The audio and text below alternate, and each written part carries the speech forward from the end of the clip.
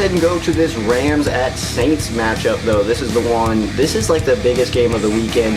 This unfortunately did not get flexed, and at first I was kind of wondering, is kind of like, well, this is a good game. I mean, we got 8-0 Rams, 6-1 Saints. How could this game not be being flexed?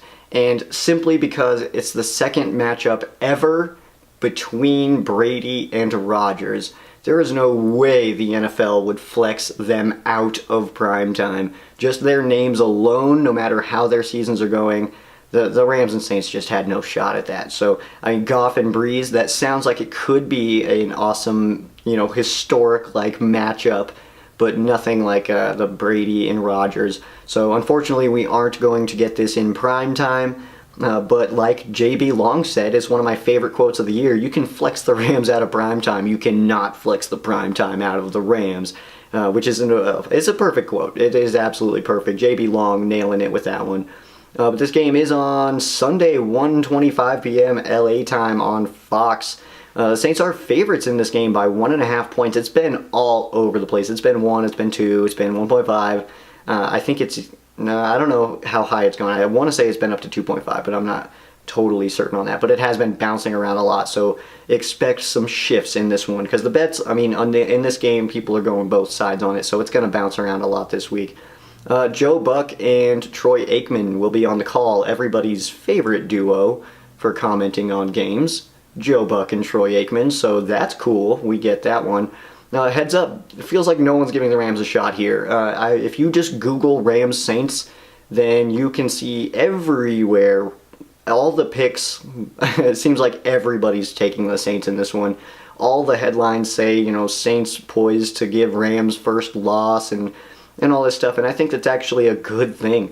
This is the first time this year we've gone into a game where nationally it looks like the Rams kind of just could get beat, against the Packers. That was one of those games. It's like, oh well, with Rodgers and all that stuff. But with how that game ended, I mean, who knows what could have happened if Ty Montgomery wasn't a total idiot and take that ball out of the end zone and give Rodgers the ball to 25 down by 2.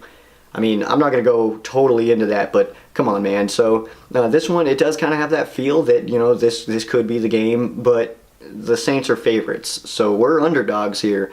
And I almost think that that's a good thing for this team. I think it's a good thing that they're being looked at as like, you know what, you guys are going to get beat this week. And I want to say that's going to fuel the fire a little bit. So we'll see how this one plays out. But the Rams have had more close games recently than I'm comfortable with. So hopefully, some stuff gets shored up. But we'll talk about matchup stuff here in a bit. We're going to look at the Saints offense versus the Rams defense. The Saints offense is ranked 8th, the Rams defense is ranked 8th, so that's an absolutely almost perfect matchup. Passing the football, the Saints rank 9, the Rams rank 10, so really close there as well. Running the football, the Saints are tied for 17th, the Rams are 12th. Points scored, 33.4 for the Saints. That is second in the league, just above the Rams, by the way. And then on defense, the Rams are giving up 19.6. That ranks 6th in the league, so the Rams doing pretty solid on defense. Of course, they're still top 10 team. They did go up from 9 last week as far as total defense goes. This is the Rams offense versus the Saints defense. The Rams offense is second in the league. The Saints defense is 23rd. The Rams offense passing the football ranks 7th. Saints defense 28th. Running the football, the Rams rank 1st, and the Saints defense against the run ranks 1st. So that's going to be an interesting one to watch, especially because the Rams have the best running back in the NFL, which is Todd Gurley. Everybody likes to add in Le'Veon Bell, but we all know Le'Veon Bell is not playing right now. He is not in the NFL, I guess you could say, because he is not playing any football right now. So, and David Johnson just doesn't. I don't know. No one on the Cardinals really looks amazing right now. So, points scored, the Rams rank are scoring 33.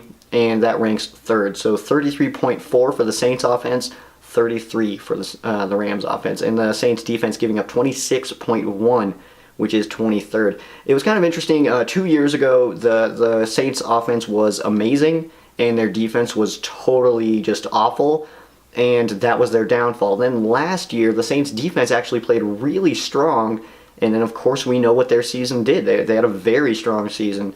This year, Saints defense looks like it's fallen down again. So If this game does turn into a shootout, I like the Rams' chances, especially considering the Rams in close games have been able to close it out and have not been giving up a whole bunch of points in the fourth quarter. I want to say that they're best on defense in points given up in the fourth quarter.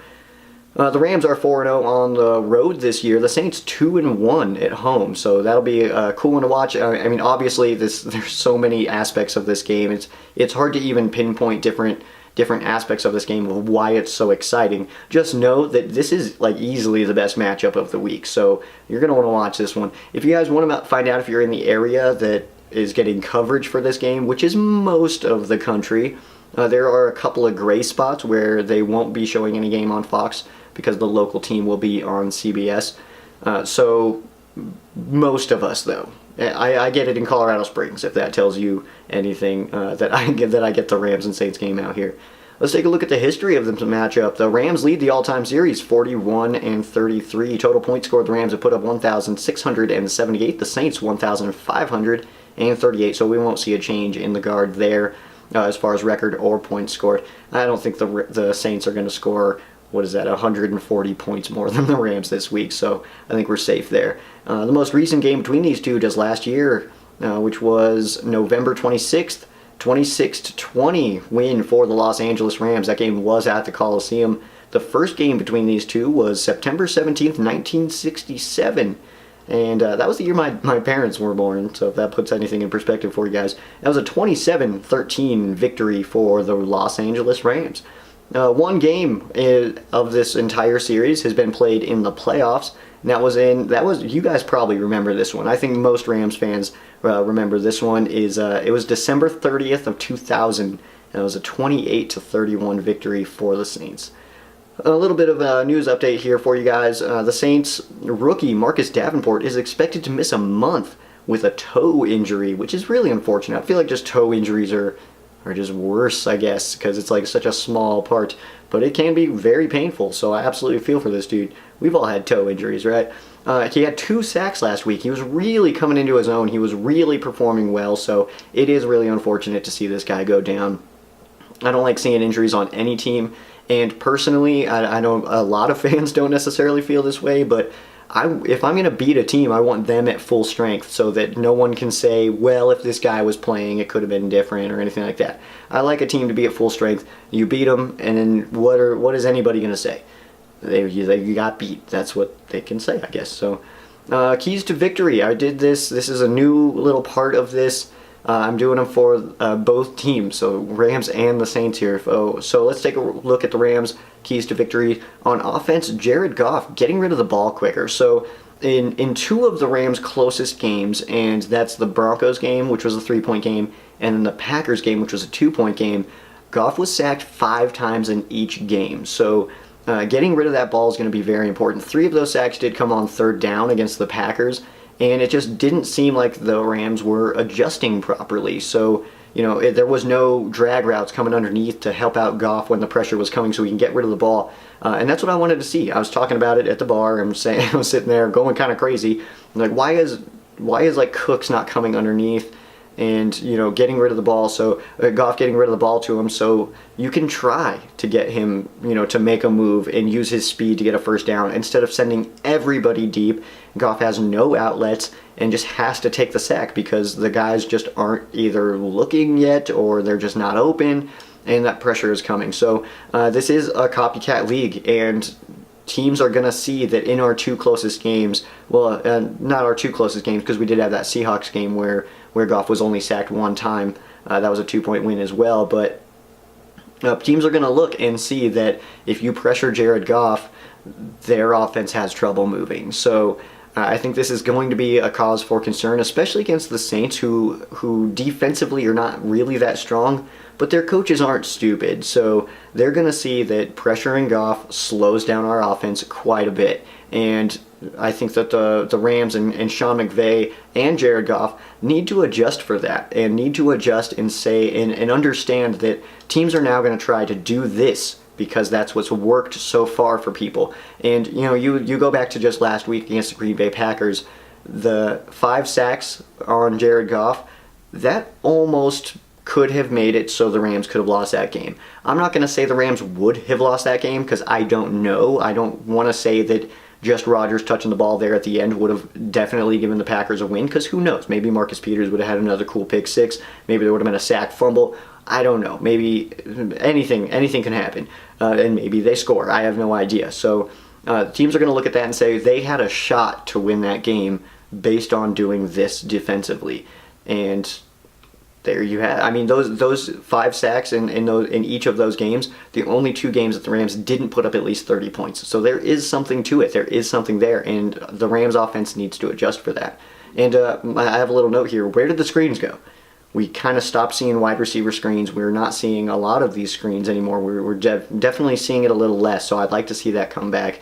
And on defense, pressure Breeze. Don't get beat deep. So if you pressure Breeze, you're going to force him to go a little shorter, and that does kind of worry me a little bit because you do have running backs for the Saints who can catch out of the backfield and make guys miss. But I think pressuring Breeze is going to be important. I think you have to kind of try to get into his head. It's really difficult to get into Breeze's head. If you ask me personally, I would say Drew Brees is the best quarterback to ever play the game. Not a lot of people feel this way, but I definitely do. And let's see here. On the Saints' end, establish the run game and set up play action.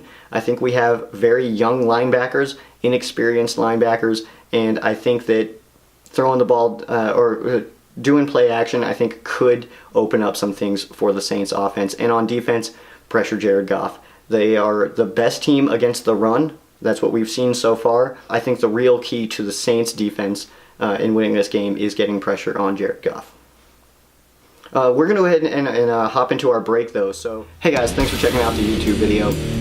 This week, I'm actually giving away a Josh Reynolds card, so make sure you guys understand where he went to college, how he did there, and what he's also done in the pros. So I'm going to kind of try to mix with you guys a little bit. Make sure you guys follow the Rams Showcase everywhere, at RamsShowcase on Instagram and Twitter, Facebook.com/RamsShowcase. And if you guys want to hear the full episode, everything we talked about before this matchup, as well as the fan quesos that we talked about after the break, then I will post a link in the description. So thanks for checking it out, guys.